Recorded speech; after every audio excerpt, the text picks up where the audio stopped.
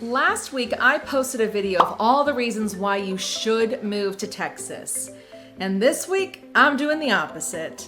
I'm talking to you about all the reasons why you shouldn't move to Texas. So stick around.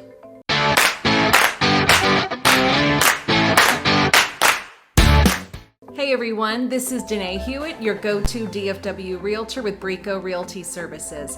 I moved here to Texas 15 years ago from Southern California, and there are definitely some things that I had to get used to that I had no idea about before I moved here. So I'm going to go through those examples and also go through why you may not want to move here.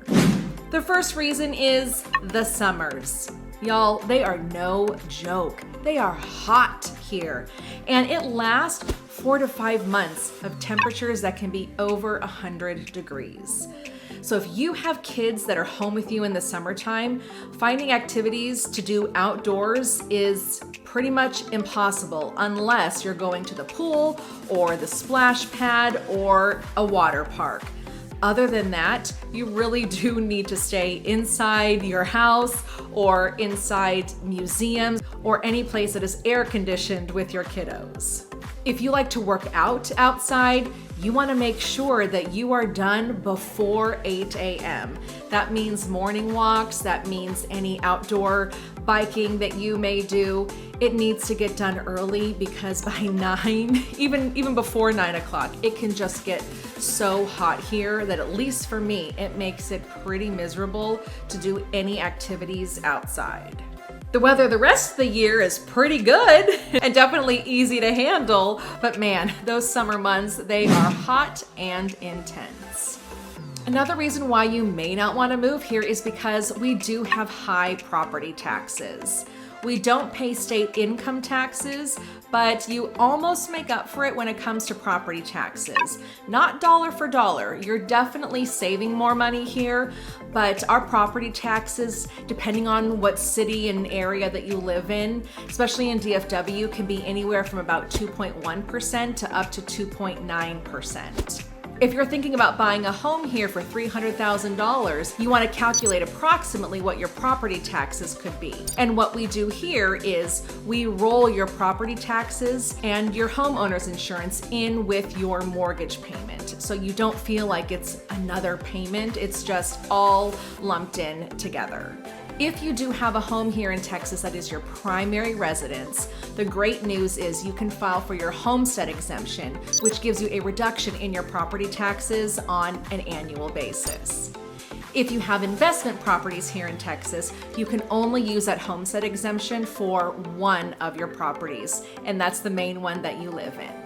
One thing I had to get a little used to and a little bit more comfortable with is that Texans love their guns. Like I said, I'm from California. I wasn't born and raised around guns, so moving to Texas and being around it and how completely normal it is it took me some time to get used to, for sure. Texans are not going to give up their right to bear arms and their right to carry a concealed weapon. It's just not going to happen. They are going to continue to fight for it. So let's be honest, if gun control is something that you are hesitant of, you don't like, then Texas may not be the place for you because it is so normal here and it is a way of life, and that's just how it is. Texas is a red state. So if you are coming from a blue state and you're heavy into politics, then this may not be the place for you. There are definitely some cities that are a little bit more liberal than they are conservative, Dallas being one of them, Austin being one of them. If you are planning a move here and you are a little bit more on the liberal side, on the blue side, stay away from the rural cities here in the state.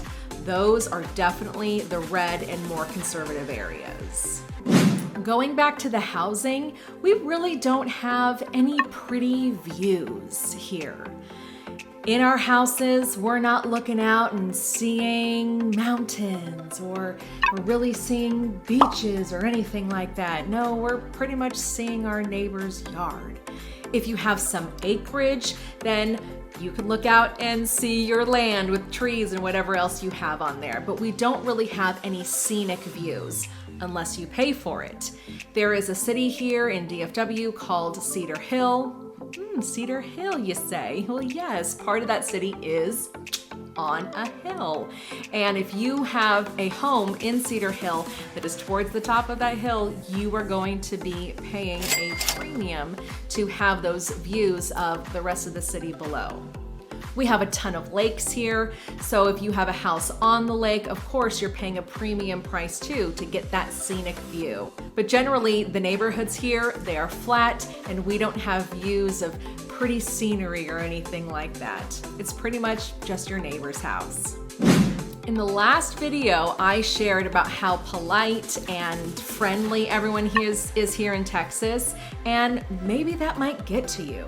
Saying yes ma'am and no sir is pretty much expected when you live here.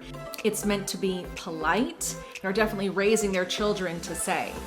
I'm from California, and I remember when I was 18 years old working at Starbucks and someone said, "Thank you, ma'am," to me. Well, I was so irritated because I was 18, and what are you calling me ma'am for? You're calling me old. But that's not the case, and I learned that when I moved here.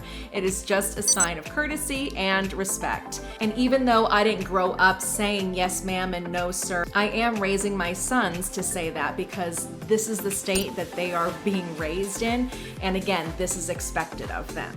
So if you're not okay with that, then Texas may not be the place for you.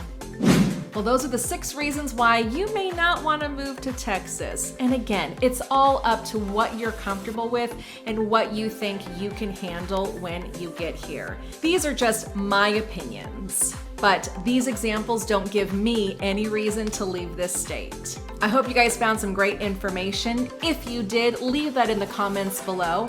And if you're thinking about moving here to Texas, then check out this video right here. Have a good day, everyone. Bye-bye.